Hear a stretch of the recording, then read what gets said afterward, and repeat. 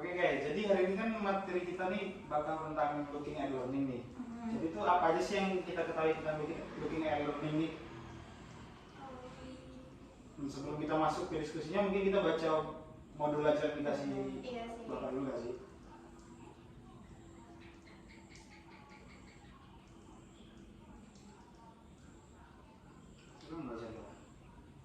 Nah, di modul ini kan teori belajar itu ada 4. Nah, yang pertama itu teori behavioristik, teori kognitif, teori konstruktivistik, dan teori humanistik. Nah, menurut kalian tuh dari teori-teori masing-masing teori gimana sih? Karena kan kita dari contohnya mungkin teori behavioristik kan banyak gak sih guys pandangan-pandangan dari para ahli. Nah, menurut kalian mungkin kita bisa nemuin gak sih tentang pandangan-pandangan tersebut dulu biar kita tahu dulu nih apa itu teori belajar behavioristik. Nah, kita cari dulu kali ya.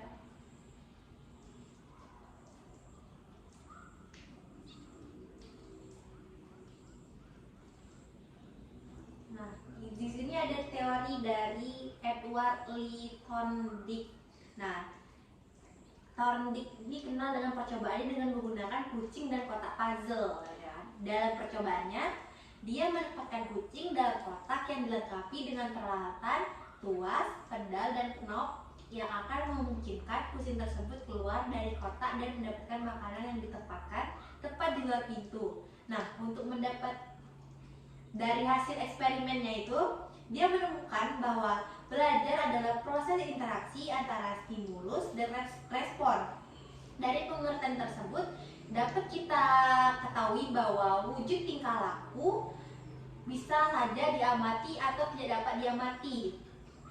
Nah, teori belajar dari Thorndike ini disebut sebagai aliran koneksionisme, yaitu dari stimulus ke respon, ke proses dan menjadi respon.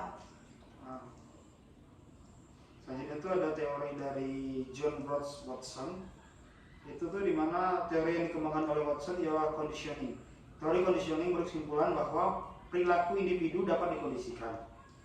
Ia percaya dengan memberikan kondisi tertentu dalam proses pembelajaran, maka akan dapat membuat peserta didik memiliki sifat-sifat tertentu. Belajar merupakan suatu upaya untuk mengondisikan atau perangsang yang berupa pembentuk suatu perilaku atau respon terhadap sesuatu. Watson juga percaya bahwa kepribadian manusia terbentuk melalui berbagai macam conditioning dan berbagai macam refleks.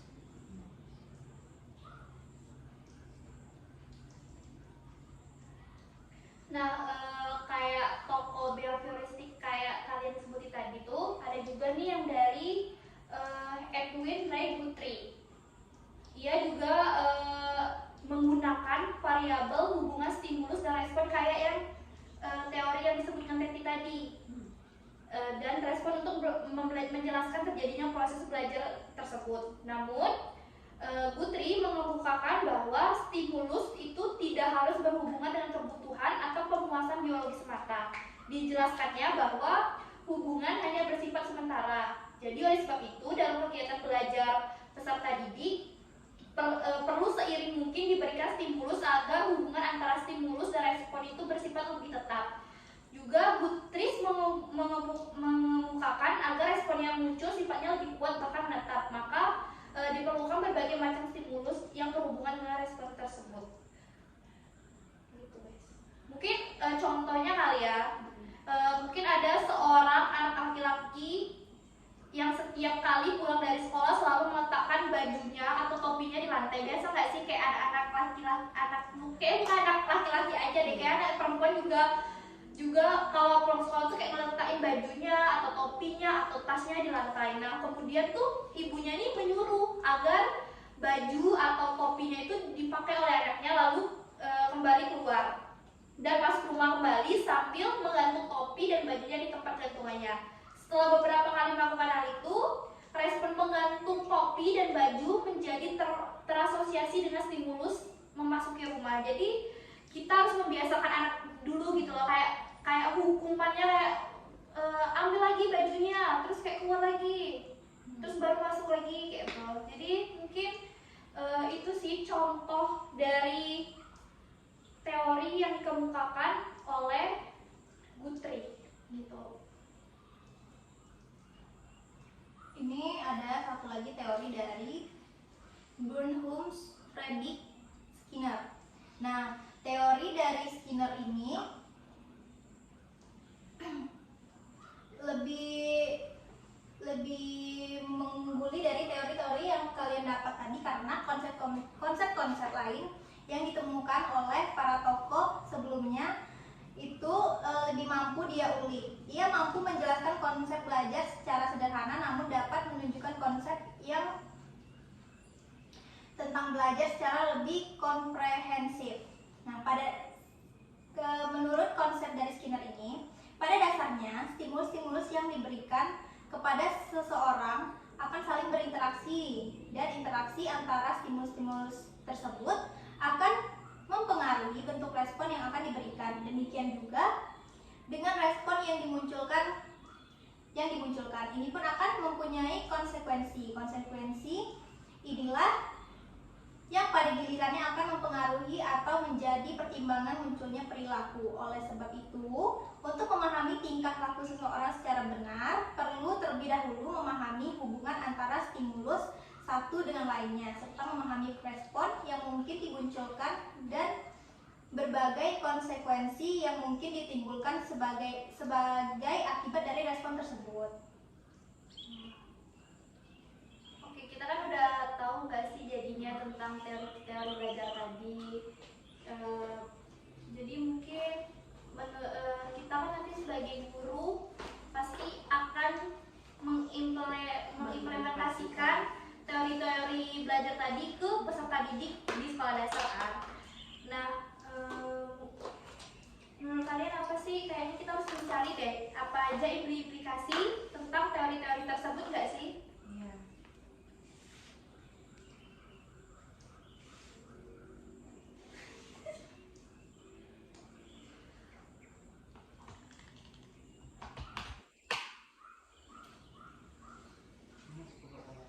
Enggak, langsung kita membahas dulu tentang implikasi dari modul.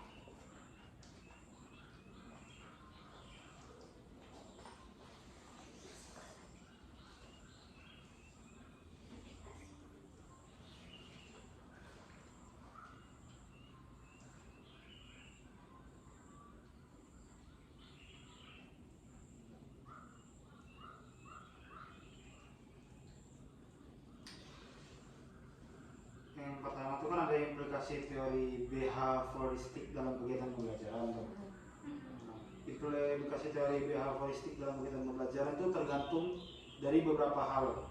Contohnya itu kayak dari tujuan pembelajaran, sifat materi pembelajaran, karakter peserta didik, media dan fasilitas pembelajaran yang tersedia.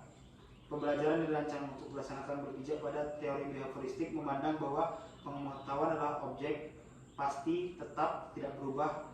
Pengetahuan telah terstruktur dengan rapi sehingga belajar adalah perolehan pengetahuan. Sedangkan mengajar adalah memindahkan pengetahuan ke orang yang belajar atau peserta didik. Peserta didik diharapkan tuh untuk memiliki pemahaman yang sama terhadap pengetahuan yang diajarkan. Artinya, apa yang dipahami oleh pendidik atau guru harus bisa dipahami pula oleh muridnya.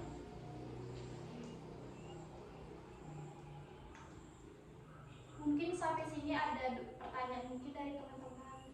Nanti baru kita lanjut lagi bahasnya.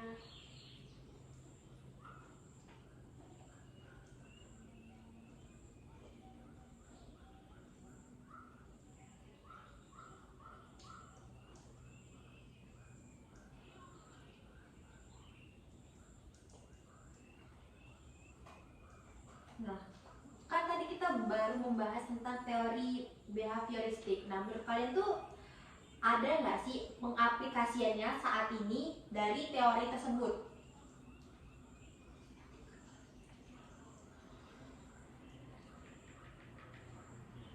Mungkin dari aplikasi teori behavioristik kan yang berkembang pada pembelajaran saat ini itu kayak PowerPoint dan multimedia. Karena kan kita pun dari bahkan bukan hanya anak kuliahan aja nih kayak kita yang pakai PowerPoint, tapi kayak anak SD sekarang, SMP tapi bahkan gurunya pun memakai PowerPoint juga untuk mengaplikasikan teori behavioristik ini. Nah, pembelajaran dengan PowerPoint ini cenderung terjadi satu arah. Materi yang disampaikan dalam bentuk PowerPoint disusun secara rinci dan bagian-bagian kecil. Sementara itu, pada pembelajaran dengan multimedia, peserta didik itu diharapkan memiliki pemahaman yang sama dengan pengembangan. Materinya disusun dengan perencanaan yang rinci dan ketat dan urutan yang jelas. Latihan yang diberikan pun juga cenderung memiliki satu jawaban benar. Feedback pada pengajar multimedia cenderung diberikan sebagai penguatan dalam bentuk sosial. Hal serupa juga dalam program pembelajaran dikembangkan oleh Skinner.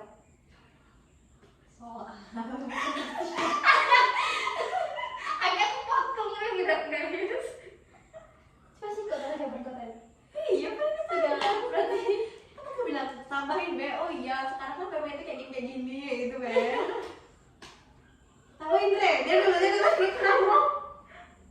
jadi udah bukan jadi udah bukan bisa Nanti Elsa. nggak usah dipotong.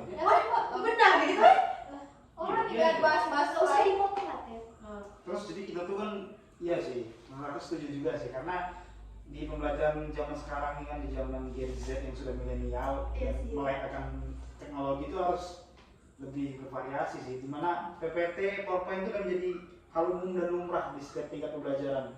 Bahkan kita sebagai calon guru SD yang menarik, menyenangkan dan mempesona itu harus menonjolkan bahwa kita tuh beda dari guru-guru zaman dulu, guru-guru jadul. Ya kita dulu mungkin nggak mengalami gitu belajar menggunakan PowerPoint. dengan Mungkin multimedia. multimedia kita hanya datang kasih buku paket bahkan sudah meringkas. Iya. Tapi sekarang kita udah disediakan teknologi yang sangat canggih, kita disediakan overhead projector atau infocus untuk menampilkan PPT sehingga kita bisa membahasnya dengan lebih menarik untuk siswa-siswa kita. Bahkan juga kan PowerPoint juga lebih menarik nggak sih bagi siswa Jadi sekolah kayak dasar ya desain, khususnya yang karena ada gambar, yang ada gambar bergerak, jadi bukan hanya fokus pada buku aja gitu loh. Jadi menurut aku PowerPoint juga menjadi Sekarang juga pembelajaran yang sangat menarik. Guru bisa bikin apa namanya permainan gitu Di dalam dalamnya. fokus kan kayak video atau ditekan-tekan gitu dari ya menjadi guru yang kreatif lah.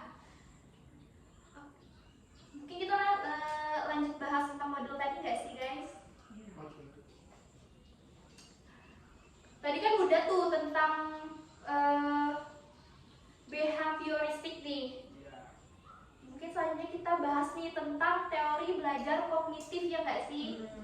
Serta implikasinya dalam pembelajaran. Nah menurut kalian tadi kita kan pandangan-pandangan oleh apa sih guys? Nanti guys bantu aku. Kok nggak bisa? Ini pandangan teori belajar kognitif lagi kita kan tentang pandangan-pandangan oleh ahli Oh tertentu. iya. Gitu. Apa sih yang kalian dapatkan?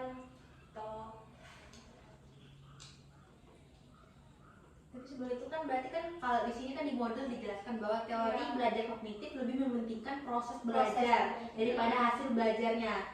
Nah, sedangkan teori yang sebelumnya itu tadi itu Melibatkan stimulus. lebih teori dari virus ini tadi mempelajari tingkah laku, di mana analisis yang dilakukan pada perilaku peserta didik tersebut bisa dapat diukur.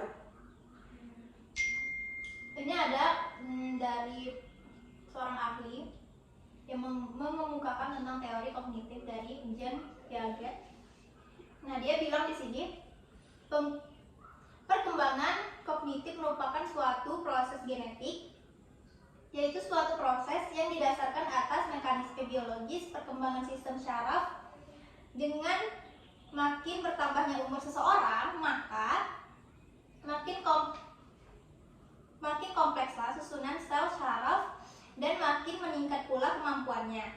Ketika individu berkembang dan menuju dewasa akan mengalami adaptasi biologis dengan lingkungannya yang akan menyebabkan adanya perubahan-perubahan kualitatif di dalam struktur kognitifnya.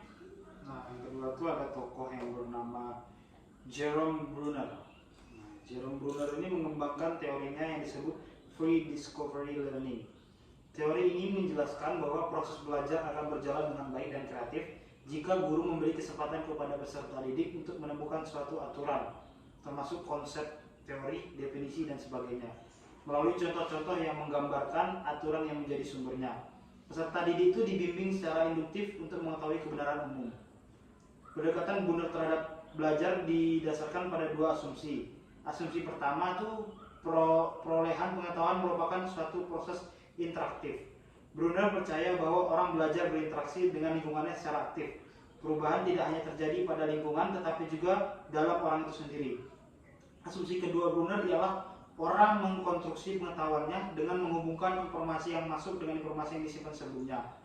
Terus Bruner itu menyatakan untuk menjamin keberhasilan belajar, guru hendaknya jangan menggunakan penyajian yang tidak sesuai dengan tingkat kognitif peserta didik.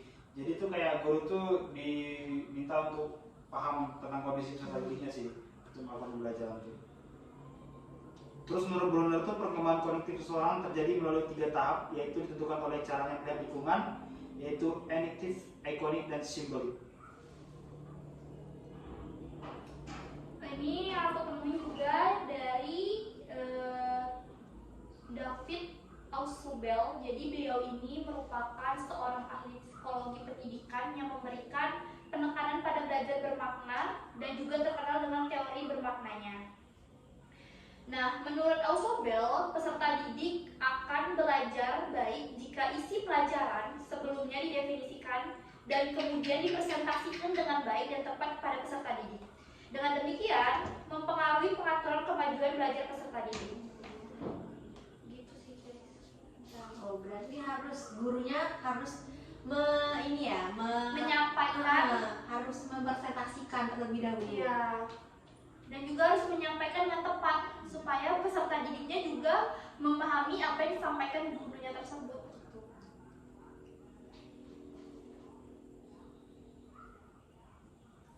Nah, menurut kalian apa aja sih kayaknya implikasi teori-teori kognitif ini dalam kegiatan pembelajaran untuk kita sebagai guru profesional nanti? Teori kognitif tadi kan menekankan pada proses perkembangan peserta didik.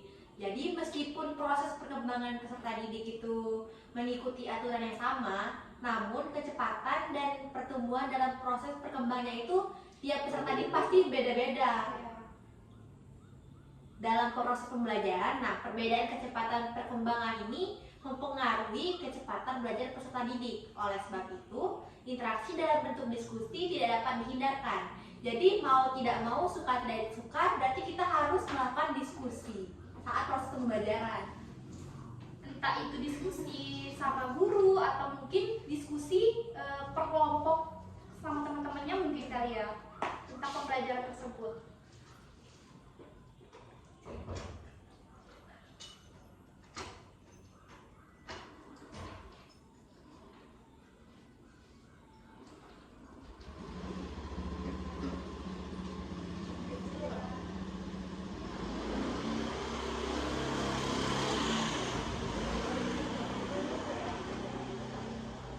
Oke, nah hakikat belajar menurut teori kognitif itu kan dijelaskan sebagai suatu aktivitas belajar yang berkaitan dengan penambahan informasi, reorganisasi, perspektual, dan proses intelektual. Kegiatan pembelajaran yang berpijak pada teori belajar kognitif ini sudah banyak sekali digunakan dalam merumuskan tujuan pembelajaran, mengembangkan strategi dan tujuan pembelajaran, tidak lagi mekanistik sebagaimana yang dilakukan dalam pendekatan behavioristik.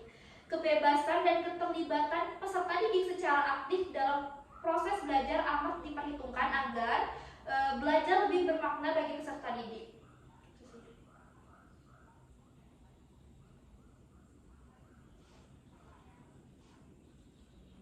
Dan kegiatan pembelajarannya juga ada prinsip-prinsipnya nih dalam teori behavioristik. Yang pertama itu, peserta didik itu bukan sebagai orang dewasa yang muda dalam proses berpikirnya.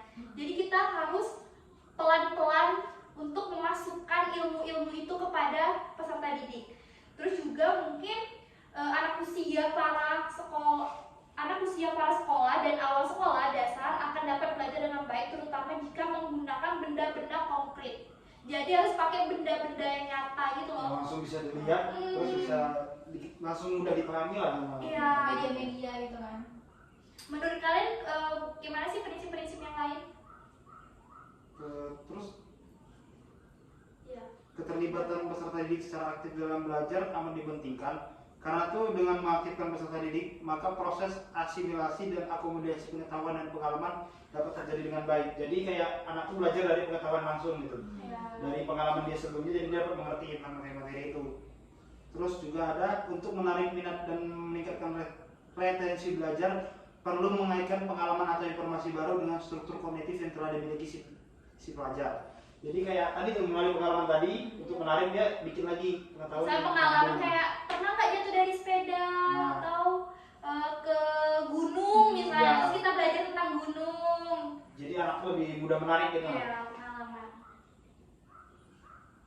Selanjutnya itu ada pemahaman dan retasi akan meningkat jika materi pembelajaran disusun menggunakan pola atau logika tertentu dari sederhana ke kompleks. Nah, mungkin kalau dalam pembelajaran kita tuh bisa memulai dari pengertiannya dulu, baru ke contoh-contohnya dan lain-lain. Nah, kemudian ada belajar memahami akan lebih bermakna daripada belajar menghafal. Nah, agar bermakna, informasi baru harus disesuaikan dan dihubungkan dengan pengetahuan yang telah dimiliki peserta didik. Jadi, walaupun sudah menerima informasi yang baru, peserta didik ini masih tetap diingatkan dengan materi yang sebelumnya biar tidak lupa. Nah, tugas guru di sini adalah menunjukkan hubungan antara apa yang sedang dipelajari dengan apa yang telah diketahui oleh peserta didiknya. Kemudian terakhir itu adanya perbedaan individual pada diri peserta didik perlu diperhatikan. Nah, karena faktor ini sangat mempengaruhi keberhasilan belajar peserta didik. Perbedaan tersebut misalnya pada motivasi, persepsi, kemampuan berpikir, pengetahuan awal, dan sebagainya. Ya, itu makanya kita penting belajar tentang karakteristik siswa.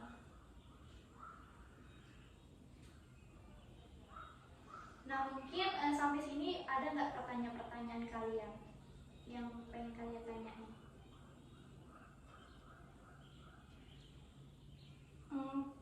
Dari aku ada sih. Menurut kalian tuh manfaat dari penerapan teori kognitif ini apa aja sih? Menurut saya yang pertama tuh pemahaman dan aplikasi perintah. Teori belajar kognitif itu mengajarkan bahwa pemahaman individu terhadap perintah atau instruksi adalah proses yang kompleks yang mencakup tahap penting seperti pemahaman tujuan, pemilihan strategi belajar, dan pengawasan pembelajaran. Contohnya tuh kayak ketika seorang diberi instruksi rendam bahan menggunakan air panas, mereka harus mengerti apa yang diinginkan, memilih metode perendaman yang tepat, dan mengawasi hasilnya untuk mengetahui apakah bahan telah terendam dengan baik.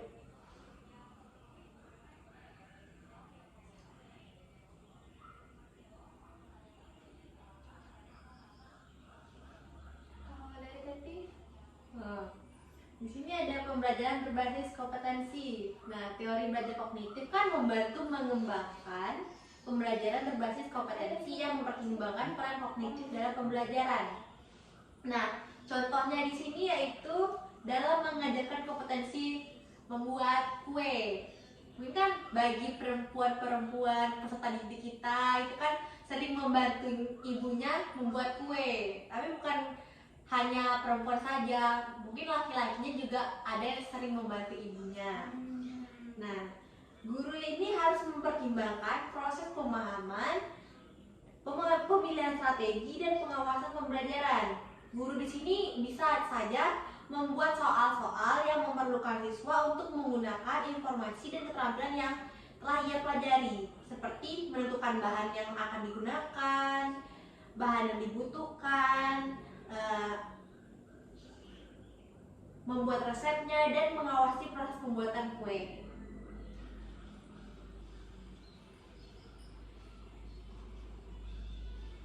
Juga mungkin ada juga manfaatnya itu bisa memperbaiki memperbaiki kemampuan membaca. Kan teori belajar kognitif itu menunjukkan bahwa memperbaiki kemampuan membaca terlibat dalam peningkatan kemampuan identifikasi suara, pengertian huruf, dan penggunaan strategi bacaan yang efektif. Contohnya, guru dapat membantu murid mengenali suara huruf.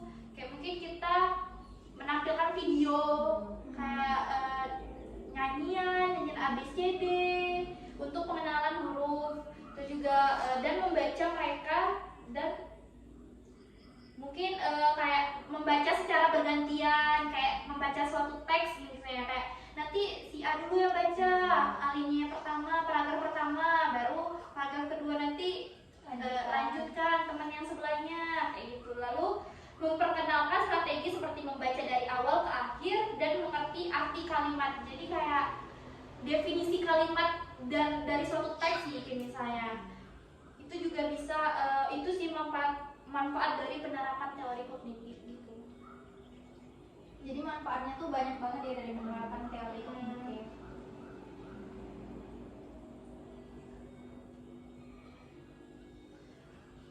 Tadi sudah belajar kan kita tentang behavioristik, terus kognitif, terus apa lagi sih guys teori belajar yang selanjutnya? Konstruktivistik. Konstruktivistik. Mungkin kayaknya kita akan bahas nggak sih tentang teori ini? Cuman kita harus baca dulu. Iya.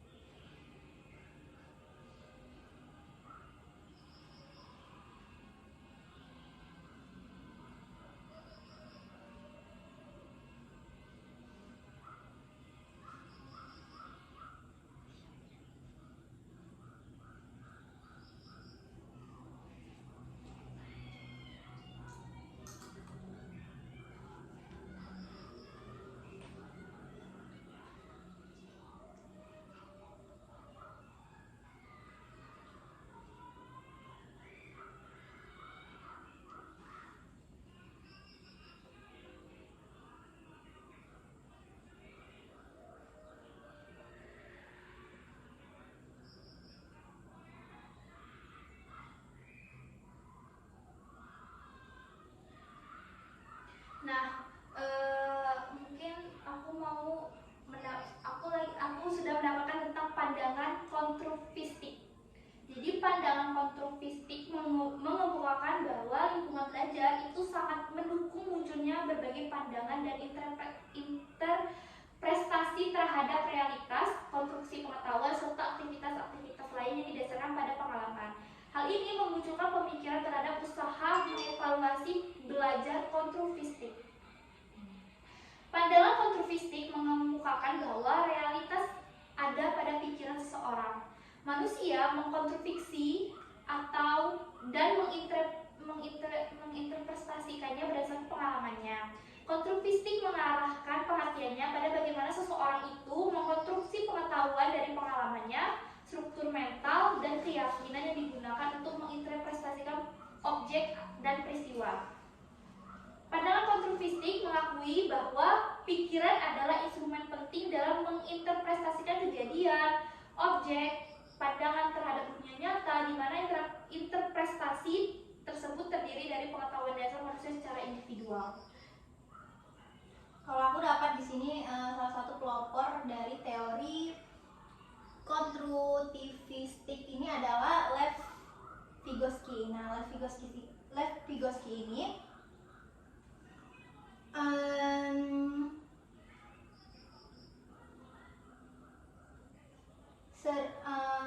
belajar teori konstruktivistik atau yang sering disebut dengan teori belajar sosial kultur, merupakan teori belajar yang titik tekan utamanya adalah pada bagaimana seseorang belajar dengan bantuan orang lain dalam suatu zona keterbatasan dirinya, di mana anak dalam perkembangannya membutuhkan orang lain untuk memahami memahami sesuatu dan memecahkan masalah yang dihadapi. Kayak kita sebagai guru kan, berarti guru itu membutuhkan kita kan, jadi kita juga harus bisa berguna bagi anak. Kayak misalnya belajar tuh kita harus belajar dengan menyenangkan, jadi anak itu sendiri bisa paham gitu, jadi kita lebih berguna gitu, bukan guru-guru yang kayak malas, kayak ya kasih soal udah tinggalin gitu. Jadi ya,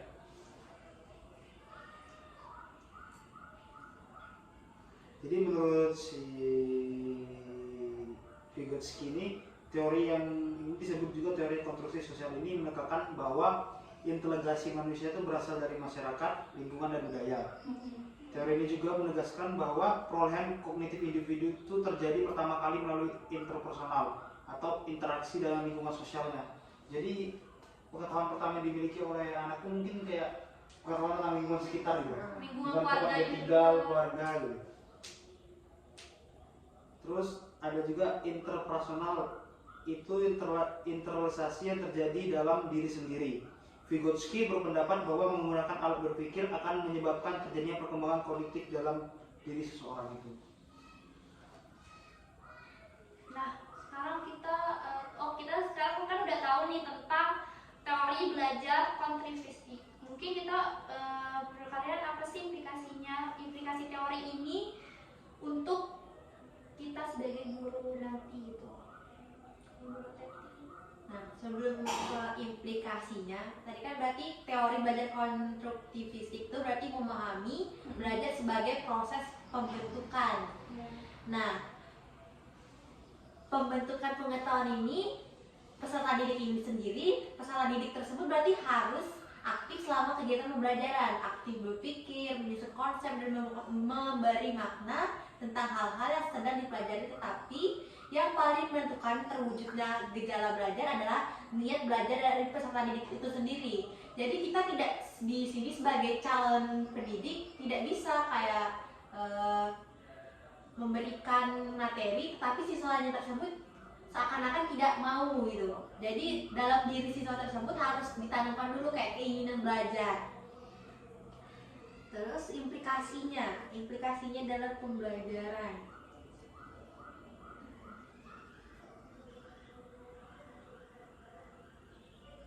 Nah, implikasi teori konstruktivistik jika dikaitkan dengan proses pembelajaran modern seperti sekarang itu adalah berkembangnya pembelajaran dengan web learning dan pembelajaran melalui sosial media. Sekarang kan banyak tuh kayak materi pembelajaran di-share ke YouTube, ke Facebook, pokoknya ke bahkan ada permainan game juga. Iya. Web gitu kan. Dan pembelajaran dengan sosial media kan juga memberikan kesempatan kepada peserta didik untuk berinteraksi, berkolaborasi, dan berbagi informasi dan pemikiran secara bersama. Sama halnya dengan pembelajaran melalui sosial media, pembelajaran melalui web juga memberikan kesempatan kepada peserta didik untuk melengkapi satu atau lebih tugas melalui jaringan internet. Apalagi waktu zaman COVID, itu kan kita menggunakan Google Meet, Classroom, banyak Quizzes. online. Terus ada beberapa implikasi teori konstruktivistik dalam pembelajaran itu ada beberapa sebagai berikut ini. Yang pertama, kurikulum disajikan mulai dari keseluruhan menuju ke bagian-bagian dan lebih mendekatkan kepada konsep-konsep yang lebih luas. Terus yang kedua itu ada pembelajaran lebih menghargai pada memunculkan pertanyaan dan ide-ide peserta didik. Jadi pembelajaran dalam proses pembelajaran itu kita lebih mementingkan ide-ide yang dimunculkan oleh peserta didik. Bukan lagi kita yang menyuapin anak tuh, tapi anak itu yang bertanya ke kita. Jadi dalam teori ini kayaknya anak dituntut lebih aktif daripada gurunya. Terus ada kegiatan kurikuler lebih banyak mengandalkan pada sumber-sumber data primer dan manipulasi bahan. Terus juga ada peserta didik dipandang sebagai pemikir-pemikir yang dapat memunculkan teori-teori tentang dirinya. Peserta didik itu harus mampu harus mampu mendefinisikan dirinya sendiri gitu. Apa yang kurang atau apa kemampuan mereka, Apa yang belum dipahami. Kegiatan kurikuler ini kayaknya lebih kayak kegiatan yang aktif atau kegiatan yang secara langsung nggak sih? Mungkin guys? kalau ini bisa ini nggak sih contohnya kayak pembuatan media yang apa sih, gunung Ya, gunung yang itu. lava. Juga mungkin perubahan jenis wujud benda. Itu mungkin kayaknya kegiatan kurikuler yang dimaksud. Nah, mungkin aku mau bertanya nih teman-teman tentang teori belajar konstruktivis kan. Nah,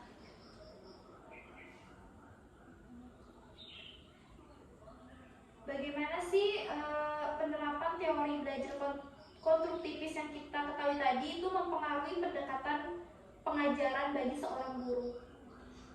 Nah, menurut aku sih, penerapan teori belajar konstruktivis memiliki dampak yang signifikan pada pendekatan pengajaran guru. Tentu ada beberapa cara di mana teori belajar konstruktivis mempengaruhi pendekatan pengajaran guru. Yang pertama, peran guru sebagai fasilitator atau guru berperan sebagai fasilitator atau pembimbing yang membantu siswa membangun pengetahuan mereka sendiri. Mereka tidak lagi hanya memberikan informasi secara pasif, tetapi mereka mendukung proses konstruksi pengetahuan siswa melalui panduan pertanyaan dan interaksi. Itu kayak kita guru tuh harus siap menjadi pembimbing untuk siswa, membantu mereka tuh kayak mungkin siswa tuh punya ide muncul. Berarti guru itu harus menanyakan terlebih Iya, dahulu, memancing. merangsangnya itu pertanyaan-pertanyaan itu, terus ketika idenya muncul tuh kita nggak sebatas muncul, harus bisa mengimplementasikan ide-idenya itu gitu, agar murid tuh berkembang gitu. Jadi guru tuh bukan hanya menjelaskan Iya, materi nonton aja. aja materi-materi yang ada. Jadi murid yang lebih kayak menunjukkan dia, nih kalau kayak gini kayak gimana bu? Nah, terus kita jelasin bahwa ini gini, terus bawahnya gini. Murid tuh bisa paham ntar gitu. Makanya kita sebagai guru tuh kalau sebisa mungkin harus menyenangkan, tidak seram gitu. Jadi murid-murid bisa mudah gitu Ya, memberikan pasti. ide mereka. Tegas boleh, tapi tapi tidak menyeramkan. iya, jangan menakuti lah. Selanjutnya tuh aktivitas berbasis masalah. Guru menggunakan pendekatan pembelajaran berbasis masalah di mana siswa diberi tugas atau masalah untuk dipecahkan, memungkinkan mereka untuk aktif terlibat dalam konstruksi pengetahuan mereka sendiri. Nah, itu kayak tadi kita tuh kasih rangsangan gitu, nah kita kasih suatu soal, kita suruh pecahkan dulu nih, suruh cari sendiri.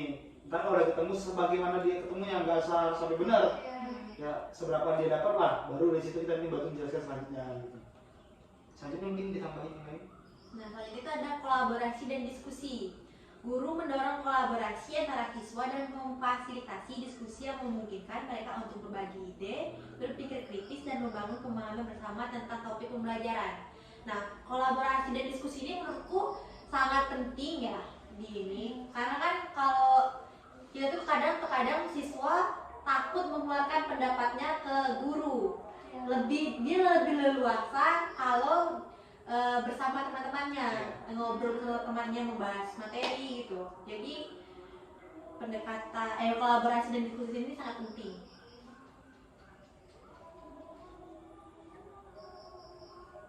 Kemudian adalah penekanan pada pemahaman konsep. Nah, guru itu tidak hanya menekankan pada penguasaan fakta, tetapi juga memperhatikan pemahaman konsep yang lebih mendalam. Mereka menggunakan berbagai strategi untuk membantu siswa membangun pemahaman yang berarti tentang materi pembelajaran. Jadi di sini guru tuh tidak, misalnya guru sudah menjelaskan, terus siswa mendengarkan. Nah, itu guru tidak semata-mata hanya begitu saja, tetapi kita sebagai seorang guru tuh harus menanyakan pada siswa apakah mereka paham atau tidak gitu. Jadi sebenarnya juga belajarnya nggak tentang teori Gitu saja. gitu kan, tapi pemahaman konsep juga bisa nggak sih dari kita praktek mungkin pemahaman konsepnya kayak gitu kayaknya.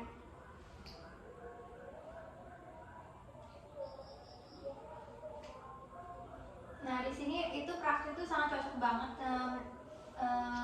sebagai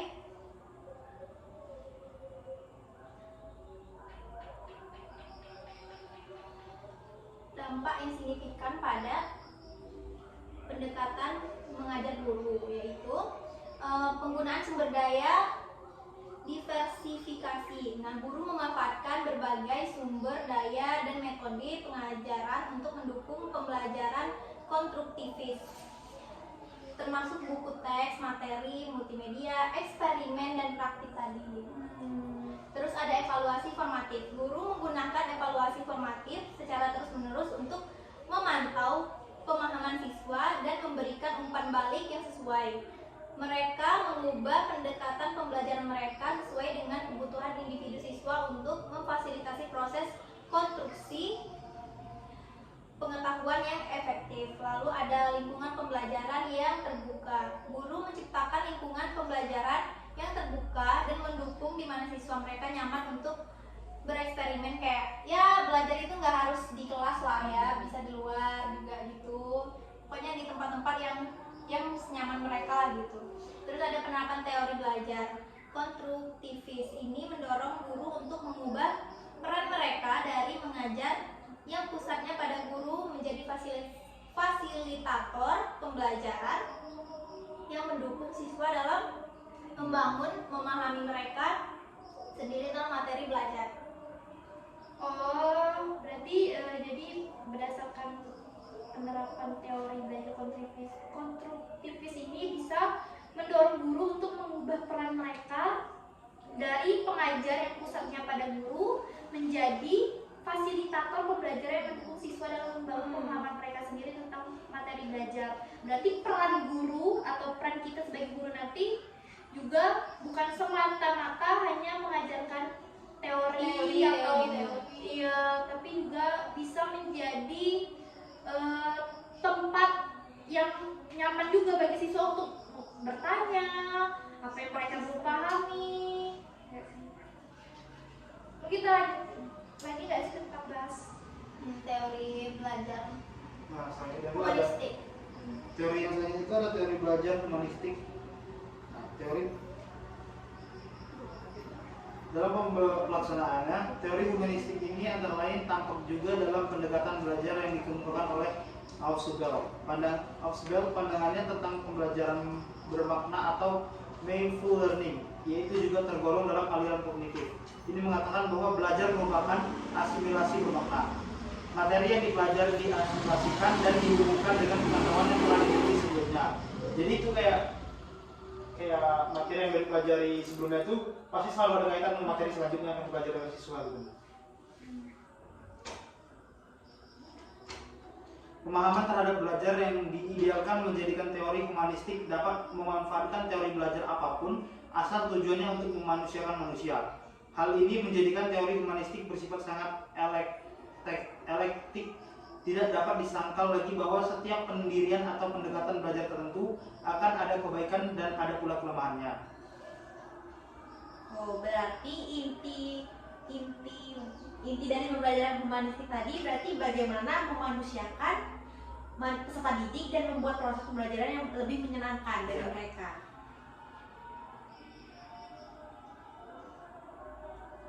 Terus dari penalaran di atas itu ternyata bahwa ada perbedaan antara pandangan yang satu dengan pandangan yang lain.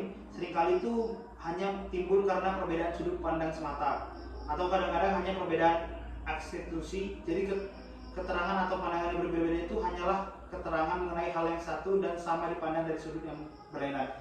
Jadi kadang tuh kayak kita murid-murid kan kayak antara satu dan lain itu berbeda-beda gitu pandangannya. Dengan humanistik ini jadi kita harus sebagai guru tuh kayak bisa memanusiakan manusia tadi, kayak walaupun beda-beda pandangan harus bisa kita sikapin gitu. Nah,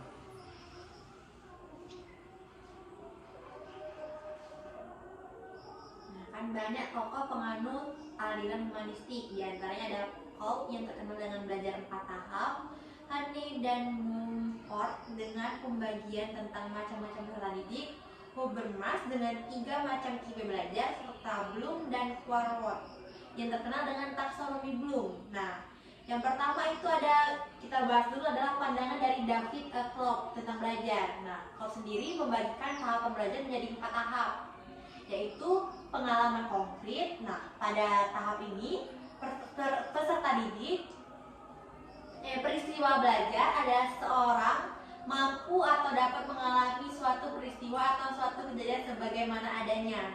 Akan tetapi, ia hanya mengalami kejadian tersebut tanpa mengerti kenapa dan bagaimana suatu kejadian harus terjadi seperti itu.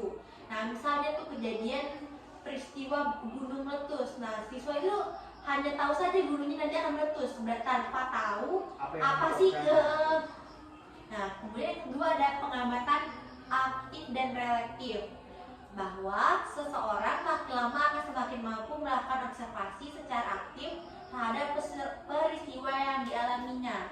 Ia mulai berusaha mencari jawaban dari kejadian tersebut dan memahami kejadian tersebut dengan mengembangkan pertanyaan-pertanyaan bagaimana hal itu bisa terjadi.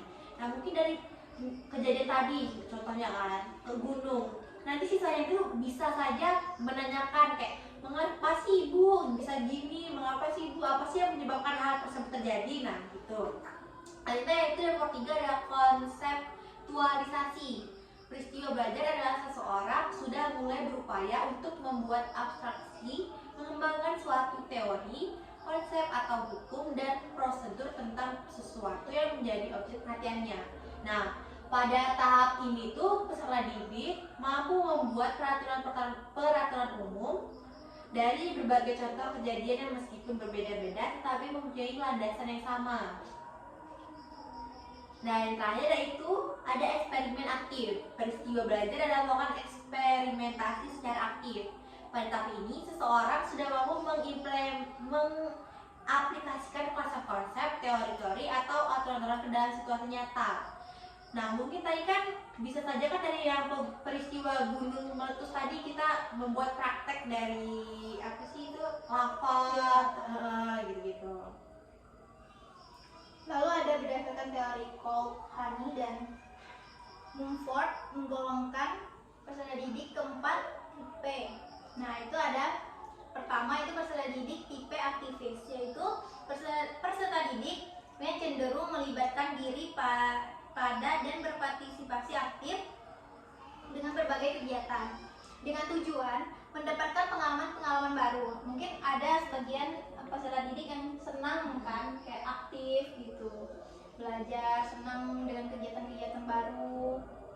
Terus kedua itu ada peserta didik tipe reflektor. Tipe ini cenderung berhati-hati mengambil langkah dan penuh pertimbangan dalam mengambil keputusan, cenderung konservatif.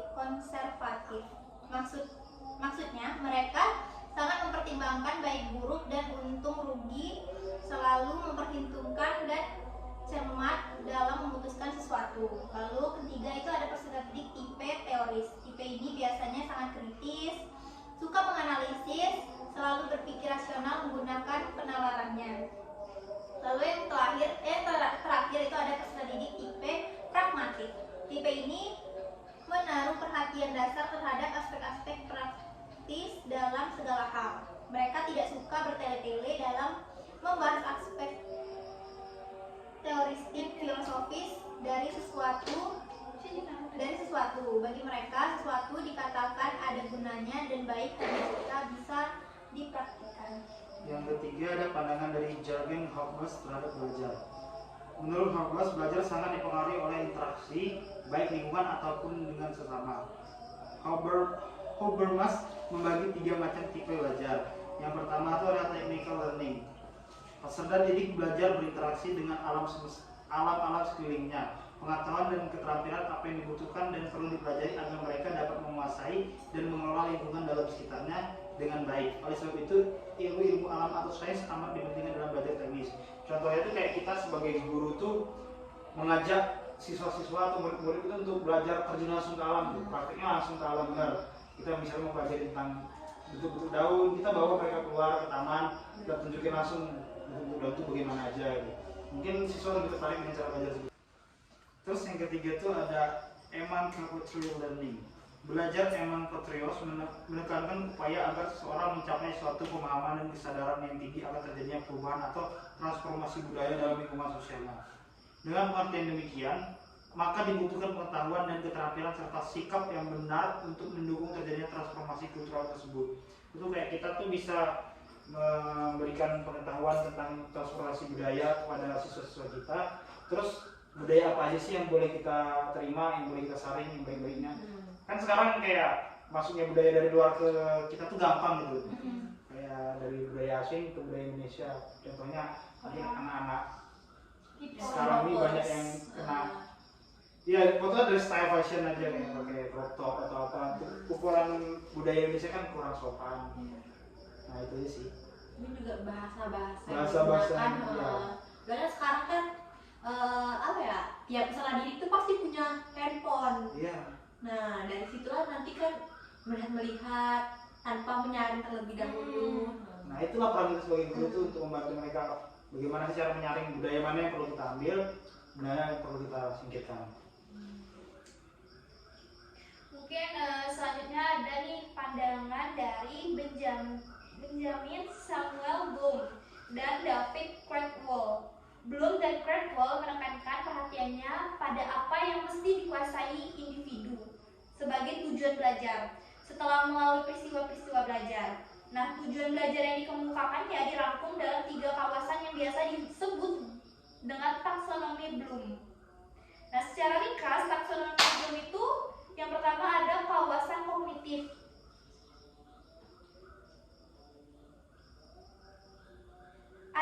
Terdapat 6 tingkatan kawasan kognitif. Yang pertama itu ada mengingat, meningkatkan ingatan siswa atas materi yang disajikan dalam bentuk yang sama yang diajarkan oleh guru. Terus selanjutnya ada mengerti, mampu membangun arti dari pesan pembelajaran termasuk komunikasi lisan, tulisan maupun grafis. Terus memakai, menggunakan prosedur untuk mengerjakan latihan maupun memecahkan masalah. Selanjutnya yaitu menganalisis, memecahkan bahan-bahan ke dalam unsur-unsur pokoknya dan menentukan bagaimana bagian-bagian saling berhubungan satu sama lain kepada seluruh struktur. Terus menilai, membuat pertimbangan berdasarkan kriteria standar tersebut, dan yang terakhir itu mencipta. Yang kedua yaitu kawasan afektif. Kawasan afektif itu ada 5 tingkatan. Yang pertama yaitu penerimaan, meliputi kesadaran akan adanya suatu, ingin menerima dan memperhatikan. Yang kedua, pemberian respon, meliputi sikap ingin merespon puas dalam memberi respon. Terus yang selanjutnya itu memberikan nilai dan penghargaan. Ada pengorganisasian, karakteristik. Terus yang ketiga yaitu kawasan psikomotor. Di kawasan psikomotor ini ada peniruan, kemampuan mengamati gerak, kayak misalnya kita senam. Itu kan peniruan gerak kan? Apalagi kalau misalnya kita sebagai guru, sebagai instruktur senamnya. Terus juga sebenarnya bukan peniruan ini bukan hanya di gerakan aja nggak sih, tapi juga kayak di perilaku, mungkin perilaku guru tersebut terhadap mengajar mungkin, dan terhadap anak tersebut. Terus penggunaan kemampuan mengikuti pengarahan gerakan pilihan pendukung. Terus ketepatan, kemampuan memberikan respon dan melakukan gerak dengan benar. Terus perangkaian, kemampuan melakukan beberapa gerakan sekaligus dengan benar. Dan yang terakhir itu naturalisasi, melakukan gerakan secara rutin dengan menggunakan energi fisik dan psikis yang minimal. Mungkin saja kita membahas tentang implikasi nggak sih guys, implikasi teori belajar humanistik ini terhadap kegiatan pembelajaran. Implikasinya itu menurut aku ya, pada teori humanistik ini guru itu diharapkan tidak hanya melakukan kajian bagaimana dapat mengajar yang baik, namun kajian mendalam justru dilakukan untuk menjawab pertanyaan-pertanyaan bagaimana agar peserta didik dapat belajar dengan baik. Pernyataan ini mengandung arti untuk menghasilkan pembelajaran yang baik. Guru harus memberikan kesempatan pada peserta didik untuk berkembang secara bebas. Mereka harus dikasih kesempatan untuk ya kayak tadi gitu, memberikan ide-ide pikiran mereka gitu. Kalau menurut aku sih teori humanistik itu sangat membantu para pendidik dalam memahami arah belajar pada dimensi yang lebih luas, sehingga upaya pembelajaran apapun dan pada konteks manapun akan selalu diarahkan dan dilakukan untuk mencapai tujuannya. Jadi itu menurut aku teori humanistik ini membantu kita mengarahkan tujuan belajar ini menjadi lebih jelas dan lebih gampang tercapai. Oh, berarti teori humanistik tadi mampu memberikan arah terhadap semua komponen pembelajaran untuk mendukung pencapaian tujuan tersebut. Nah, semua komponen pendidikan termasuk tujuan pendidikan diarahkan pada terbentuknya manusia yang ideal, manusia yang dicita-citakan, yaitu manusia yang mampu mencapai aktualisasi diri. Berarti untuk itu sangat perlu kita perhatikan bagaimana perkembangan dari peserta didik tadi dalam mengaktualisasikan dirinya, pemahaman terhadap dirinya, serta realisasi diri. Berarti itu siswa bukan hanya belajar mengenai pengetahuan saja, tetapi dia harus belajar tentang dirinya sendiri. Nah, pada penerapan teori humanistik ini adalah hal yang sangat baik bila guru dapat membuat hubungan yang kuat dengan peserta didik dan membantu peserta didik itu untuk membantu peserta didik berkembang secara bebas. Dalam proses pembelajaran, guru dapat menawarkan berbagai sumber belajar peserta didik yang seperti kita bahas tadi, situs-situs web yang mendukung pembelajaran atau mungkin PowerPoint. Nah, jadi inti dari pembelajaran humanistik adalah bagaimana memanusiakan peserta didik dan membuat proses pembelajaran yang menyenangkan bagi peserta didik. Dalam prakteknya juga, teori humanistik ini cenderung mengarahkan peserta didik untuk berpikir induktif, mementingkan pengalaman, serta membutuhkan keterlibatan peserta didik secara aktif dalam proses belajar. Nah, tadi kan kita udah pelajari tentang teori humanistik. Terus aku ini ada pertanyaan tuh. Apa sih prinsip utama teori humanistik dalam pendidikan? Terus bagaimana prinsip ini mempengaruhi pendekatan terhadap pembelajaran?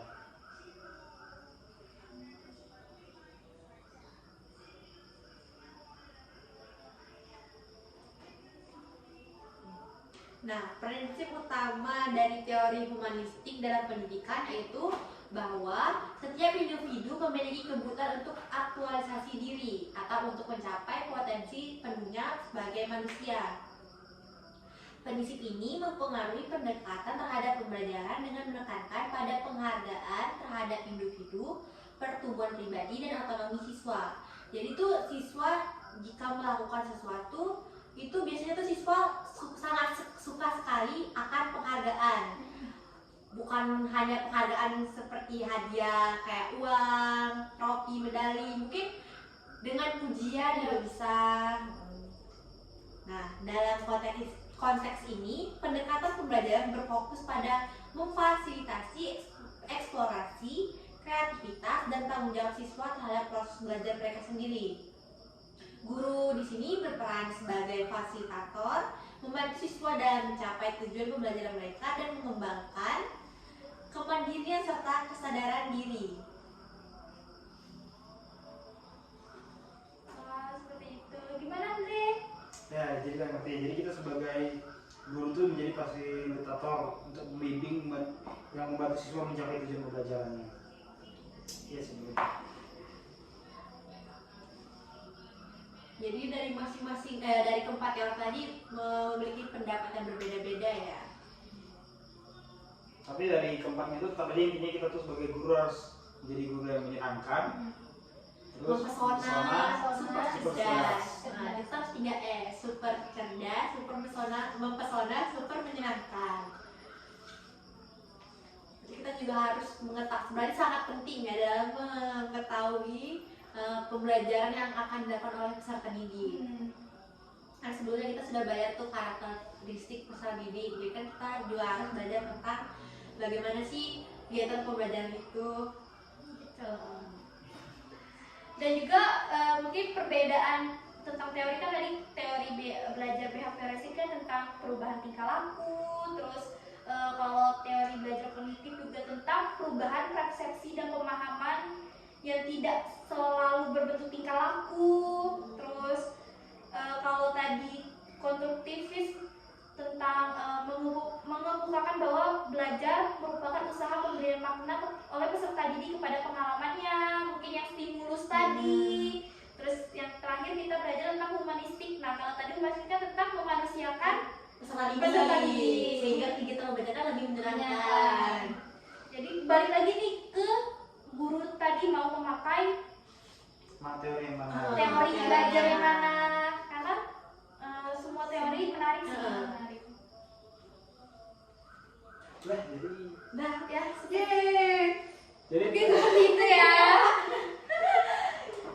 Mungkin seperti itulah jadi telah diskusi kita hari tentang ini. looking and learning ya. Sangat menarik sekali ya. Sangat menarik. Banyak jadi kita dapat teori-teori gimana kita sebagai calon Calon guru di masa guru. depan tuh jadi lebih paham lah sama pelajaran.